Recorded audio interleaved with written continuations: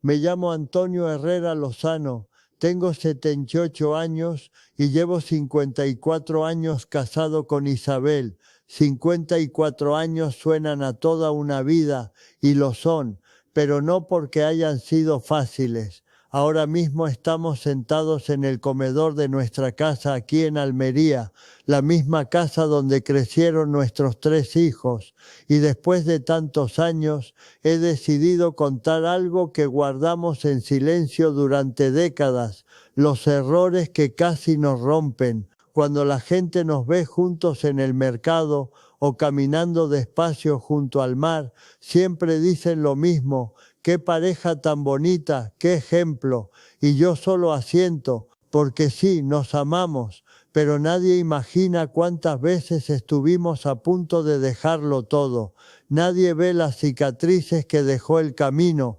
No hablo para presumir ni para dar lecciones. Dios me libre, hablo por los jóvenes, por nuestros nietos, para que entiendan que un matrimonio largo no significa un matrimonio fácil, significa caerte 1000 veces y levantarte 1000 más, a veces de la mano, a veces cada uno solo, pero levantarte. Hoy quiero hablar con una sinceridad que no tuvimos durante muchos años. Quiero decir en voz alta los errores que cometí, los que nos llevaron al borde del abismo, porque si algo aprendí con el tiempo es que el silencio no salva nada, y tal vez si alguien escucha esto, pueda evitarse algún dolor innecesario. Durante mucho tiempo llevé una especie de contabilidad en la cabeza. Me levantaba todos los días a las 6 de la mañana para ir a la fábrica de carpintería donde trabajé durante 33 años. Volví a casa agotado, con las manos llenas de astillas y la espalda vencida por el cansancio, pensando: yo traigo el dinero, yo pago las cuentas, yo sostengo esta casa, como si eso me diera derecho a sentarme en el sillón y creer que todo lo demás se hacía solo. No veía que ella también llevaba su propia cuenta, que se levantaba antes que yo, a las 5:30, para prepararme el desayuno,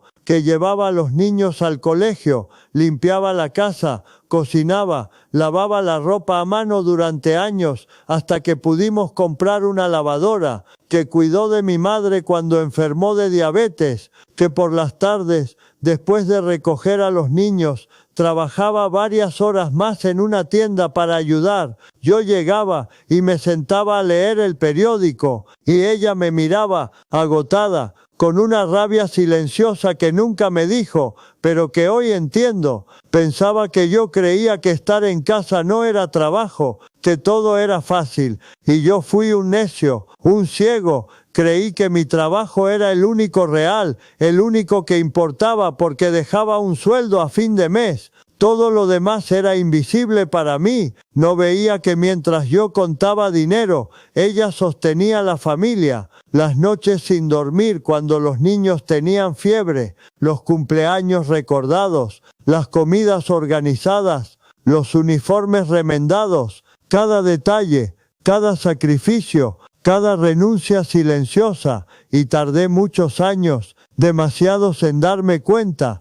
Pasé muchas noches sin poder dormir. Esa contabilidad silenciosa que llevaba en la cabeza me estaba envenenando por dentro sin darme cuenta. El punto de quiebre llegó una noche de enero de 1900. Regresé tarde a casa porque me quedé tomando unas cervezas con compañeros del trabajo. No avisé, no llamé. Entré cerca de las 11 de la noche y encontré la cena fría sobre la mesa. Isabel estaba sentada en la cocina, con los ojos hinchados, enrojecidos de tanto llorar. Le pregunté qué le pasaba y todo estalló. Me dijo todo lo que había guardado durante años, que se sentía como una empleada doméstica sin sueldo, que yo la trataba como si fuera parte del mobiliario de la casa, y yo también exploté. Dije cosas horribles, dije que estaba cansada de sentirse invisible, que se arrepentía de haberse casado, que ojalá hubiera seguido estudiando en lugar de quedarse en casa criando a los hijos. No todo era verdad. No completamente. pero en ese momento así se sentía. Estaba agotada de llevar la cuenta, de sentir que siempre daba más de lo que recibía. Aquello me dolió tanto que esa noche me fui a dormir al sofá y pasamos 3 días enteros sin hablarnos. Pero algo de lo que dijo se me quedó clavado, como una espina, y empecé a ver cosas que nunca había querido ver. La ropa limpia y planchada que aparecía en mi armario, la comida caliente todos los días, los niños limpios, bien vestidos, con las tareas hechas. Nada de eso sucedía por arte de magia. Tardamos meses en volver a hablarnos de verdad, pero poco a poco empecé a cambiar. Primero con gestos pequeños. Lavaba mi plato después de cenar, llevaba a los niños al parque los domingos, le preguntaba si necesitaba ayuda con algo. No era perfecto, seguía olvidando muchas cosas, pero la intención estaba ahí, y entendí, aunque tarde, que el matrimonio no es una competencia para ver quién hace más. No se trata de llevar cuentas, se trata de remar en la misma dirección. Durante años yo había estado remando solo hacia mi lado, creyendo que eso era suficiente. También aprendí a dejar de contar, porque cuando llevas la cuenta siempre pierdes, siempre encuentras razones para el resentimiento. Aprendí a decir lo que necesitaba sin esperar a explotar, y poco a poco aprendí a escuchar. Pasé muchas noches dando vueltas en la cama, sin poder conciliar el sueño, y ese recuento silencioso de errores y reproches me iba envenenando por dentro. El punto de quiebre llegó una noche de enero de 1900. Regresé tarde a casa porque me quedé tomando cervezas con algunos compañeros del trabajo. No avisé, no llamé. Entré cerca de las 11 y encontré la cena fría sobre la mesa. Marina estaba sentada en la cocina, con los ojos hinchados, enrojecidos por el llanto. Le pregunté qué le pasaba y todo explotó. Durante años había guardado cosas que esa noche salieron como un torrente. Yo también perdí el control y dije cosas duras, cosas que dolían. Hablé desde el cansancio, desde la frustración, desde una sensación de desgaste que llevaba tiempo acumulándose. No todo era verdad, no completamente, pero en ese momento así lo sentía. Estaba agotado de sentir que nada alcanzaba, de vivir con la idea constante de que siempre estaba fallando. Aquella noche terminé durmiendo en el sofá. Pasamos 3 días completos sin dirigirnos la palabra, 3 días largos, pesados. Sin embargo, algo de todo aquello se me quedó clavado como una espina. Empecé a notar detalles que antes daba por sentados, la ropa limpia y planchada que aparecía en mi armario, la comida caliente todos los días, los niños aseados, bien vestidos, con sus tareas hechas. Nada de eso ocurría por casualidad. Nos tomó meses volver a hablarnos de verdad, pero poco a poco yo empecé a cambiar. Al principio con gestos pequeños, lavar mi plato después de cenar, llevar a los niños al parque los domingos, preguntar si necesitaba ayuda. No era perfecto, seguía olvidando cosas, pero la intención estaba ahí. Con el tiempo entendí algo fundamental. El matrimonio no es una competencia para ver quién hace más. No se trata de llevar cuentas, sino de remar en la misma dirección. Durante años yo había remado solo hacia mi lado, creyendo que eso era suficiente. Aprendí a dejar de contar, porque cuando cuentas siempre pierdes, siempre encuentras razones para el resentimiento. Aprendí a expresar lo que sentía antes de explotar, y también aprendí a escuchar. Cuando Marina y yo nos casamos en 1971, yo tenía 24 años y ella 22. Creía que el amor podía con todo. Ella pensaba que con el tiempo yo cambiaría, que sería más cariñoso, más expresivo, más romántico, como los hombres de las películas que veía en el viejo cine del barrio. Y yo, por mi parte, creía que con los años ella se volvería más tranquila, que dejaría de preocuparse tanto por cada detalle, que sería menos exigente con la casa, con los horarios. con esa necesidad constante de tener todo bajo control. Nunca fui un hombre de palabras dulces, no decía te quiero a cada rato, no llegaba con flores sin motivo, no era detallista. Durante años sentí que intentaban convertirme en alguien que no era. Yo trabajaba sin descanso para que a mi familia no le faltara nada, y aún así parecía insuficiente. Eso me frustraba profundamente. Sentía que siempre estaba incompleto, que siempre tenía que mejorar para merecer amor. Tuvimos una discusión muy fuerte en 1989, el año en que murió mi padre. Yo también estaba roto, aunque no lo supiera expresar. Ese día me refugié en lo único que sabía hacer, seguir trabajando. Dije frases torpes, duras, de esas que nacen del agotamiento emocional. No lo hice por falta de amor, sino porque nunca aprendí a ponerle palabras al dolor. Esa noche todo quedó en silencio, pero al día siguiente entendí algo que me cambió para siempre. No me había casado con una versión idealizada, sino con una mujer real, y ella se había casado conmigo, no con el hombre que imaginó que yo podría llegar a ser. Aprender a aceptarnos fue más difícil que enamorarnos, porque al enamorarte solo ves lo que quieres ver, pero después de 20 o 30 años juntos lo ves todo, las grietas, las manías, las diferencias, y ahí es donde decides, o aceptas y aprendes a amar lo que tienes, o pasas la vida entera frustrado intentando cambiar lo imposible. Nunca me convertí en un hombre de grandes discursos, nunca fui bueno con las palabras bonitas, pero aprendí a demostrar amor de otras maneras, preparando el café cada mañana, arreglando cosas de la casa antes de que me lo pidieran, sentándome a escuchar aunque no siempre supiera qué decir, porque hay veces en que el amor no se alza en palabras, no se proclama, simplemente permanece. Cuando Lucía enfermó gravemente en 1995, dejé de ir a trabajar durante 3 semanas para cuidarla. No lo pensé demasiado, simplemente lo hice. Ese era mi modo de amar, y por primera vez, ella logró entenderlo. Con los años comprendí que el matrimonio no se trata de moldear al otro, no consiste en corregirlo ni transformarlo, se trata de aceptarlo completo, incluso con aquello que incomoda, y si la vida te acompaña a crecer juntos.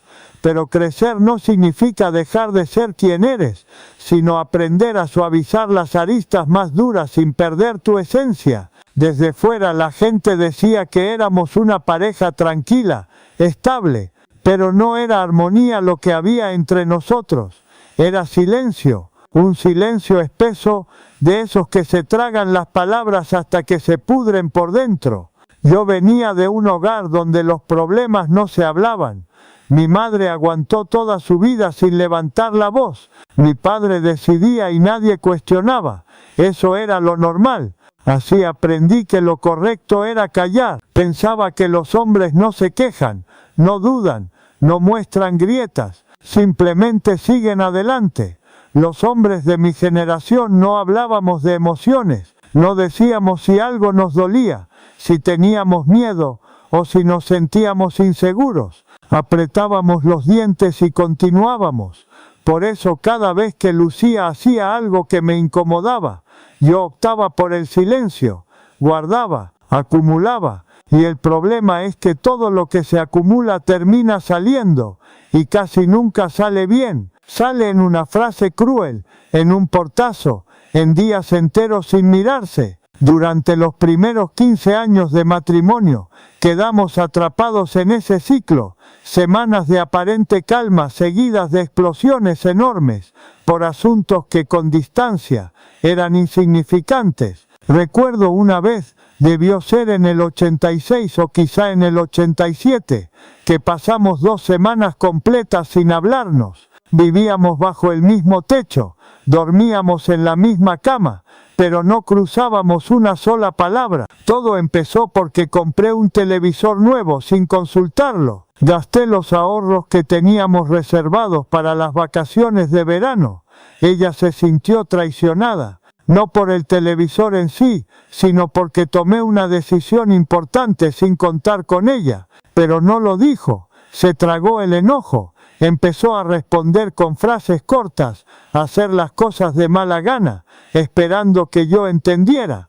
Claro que lo notaba, pero como ella no hablaba, yo tampoco, y ese silencio creció, se volvió pesado, denso. Los niños lo percibían. Marcos, el mayor, tenía 11 años cuando me preguntó si nos íbamos a separar. Esa pregunta me partió el alma. Más tarde se lo preguntó también a su madre, y ahí entendimos algo que no habíamos querido ver. Nuestro silencio no solo nos estaba dañando a nosotros, les estaba enseñando a nuestros hijos que los problemas se enfrentan ignorándolos. Esa noche, cuando Marcos ya dormía, bajé a la cocina. Lucía estaba sentada allí tomando una infusión. Me senté frente a ella y le dije que teníamos que hablar. Y hablamos. Por primera vez en 2 semanas. Sacamos todo lo que llevábamos guardado. Fue incómodo, fue doloroso. Dije cosas que dolieron. Reconocí que muchas veces sentía que no podía tomar decisiones sin ser cuestionado, que me sentía observado, evaluado. También escuché cosas que me golpearon, que ella se sentía sola, que necesitaba sentir que éramos un equipo de verdad. Lloré, me costó pero lo hice, y algo cambió esa noche. Comprendimos que el silencio no nos protegía de nada, al contrario, nos desgastaba lentamente. Desde entonces hicimos un acuerdo, no guardar nada más de un día. Si algo molestaba, se hablaba, sin gritos, sin golpes bajos, pero se hablaba. Al principio fue extraño, incómodo. No estábamos acostumbrados a la honestidad directa. Hubo momentos en los que decir la verdad dolió más que callar, pero era un dolor limpio, un dolor que sanaba, no uno que se pudría por dentro. Aprendimos que una conversación difícil hoy vale más que 1000 resentimientos mañana. No somos perfectos. Todavía hay días en los que prefiero callar algo pequeño para evitar una discusión, pero los problemas grandes, los importantes, esos siempre los hablamos, porque entendimos que el silencio es el peor enemigo del matrimonio. Muchos creen que las parejas que no discuten son las más felices, pero muchas veces esas parejas simplemente no se hablan de verdad. Viven una al lado de la otra, en paralelo, sin tocarse emocionalmente. Y eso no es amor, es convivencia. Y la diferencia entre una cosa y la otra es enorme. Hubo muchos años en los que Lucía y yo éramos compañeros de casa, padres responsables, socios en mantener la familia a flote. Pero dejamos de ser pareja, dejamos de mirarnos de verdad. Permitimos que la rutina nos absorbiera por completo. Cada día era una repetición del anterior. Levantarme, trabajar, volver a casa, cenar, ver televisión, dormir. Los fines de semana se iban entre arreglos, compromisos familiares y actividades de los niños. No quedaba espacio para nosotros. Y lo más triste es que ni siquiera éramos conscientes de que nos estábamos perdiendo. Dejamos de salir solos, dejamos de hacer cosas juntos. Todo giraba alrededor de las obligaciones. Recuerdo que una amiga me preguntó cuándo había sido la última vez que Lucía y yo salimos solos a cenar. No supe qué responder. De verdad no lo recordaba. Hoy, después de más de 5 décadas juntos, puedo decir que ese fue uno de los aprendizajes más importantes de nuestra vida. No somos simplemente 2 personas compartiendo una casa. Somos un equipo. Y como todo equipo hay victorias y derrotas, pero se gana o se pierde juntos. Aquí estamos Lucía y yo, al otro lado del camino, con más de 70 años a cuestas, 3 hijos ya adultos, 7 nietos y una vida entera compartida. Si tuviera que resumir todo lo que aprendimos en tantos años, diría esto: el matrimonio es una elección diaria. Mucha gente cree que el amor es un sentimiento que cae del cielo y te mantiene feliz para siempre, pero no es así. Amar es despertarte cada mañana y volver a elegir a la misma persona, incluso cuando está de mal humor, incluso cuando te desespera, incluso cuando preferirías estar solo. Hubo días en los que no quise elegirla, días en los que pensé que la vida sería más sencilla, caminando por mi cuenta, pero decidí quedarme, decidí trabajar en lo nuestro, decidí perdonar, decidí intentarlo una vez más, y sé que ella también tuvo días así, días en los que la paciencia se agotaba, en los que sentía que no nos entendíamos, en los que todo parecía demasiado pesado. Aún así seguimos, aprendimos, crecimos, no somos perfectos. Después de tantos años seguimos equivocándonos, seguimos discutiendo, seguimos hiriéndonos sin querer. La diferencia es que ahora sabemos reparar, sabemos pedir perdón, entendimos que lo importante no es no caerse, sino aprender a levantarse juntos. Si alguien joven me preguntara cuál es el secreto de un matrimonio largo, no sabría qué decirle, porque no hay secretos. Hay trabajo, hay paciencia, hay noches sin dormir y conversaciones incómodas. Hay perdonar cosas que duelen, hay soltar el orgullo, hay aprender a mirar las heridas del otro, no solo las propias. Hay amor, claro que lo hay, pero el amor por sí solo no alcanza. Hace falta respeto, hace falta admiración, hace falta que la otra persona sea tu refugio, no tu campo de batalla. Y eso no ocurre solo, eso se construye día tras día, decisión tras decisión. A los jóvenes que hoy se casan les diría esto: no crean que porque se aman todo será fácil. El amor es apenas el comienzo. Después llegan la convivencia, la rutina, las crisis. Y ahí es donde se define si tienen un matrimonio de verdad o solo un acuerdo para no estar solos. No se rindan ante la primera dificultad, pero tampoco se queden en una relación que los destruye. Hay una gran diferencia entre luchar por algo que vale la pena y aferrarse a algo que ya murió. Aprendan a distinguirlo, hablen, no esperen a que todo explote. Digan lo que sienten, lo que necesitan, lo que les duele, y escuchen de verdad, no solo esperando su turno para responder. No lleven cuentas, no compitan, no intenten cambiar al otro. Acéptenlo como es y decidan si pueden amar a esa persona real, no a la versión que imaginaron. Y recuerden siempre esto: son un equipo, contra el mundo, contra los problemas, contra lo que venga, pero juntos, siempre juntos.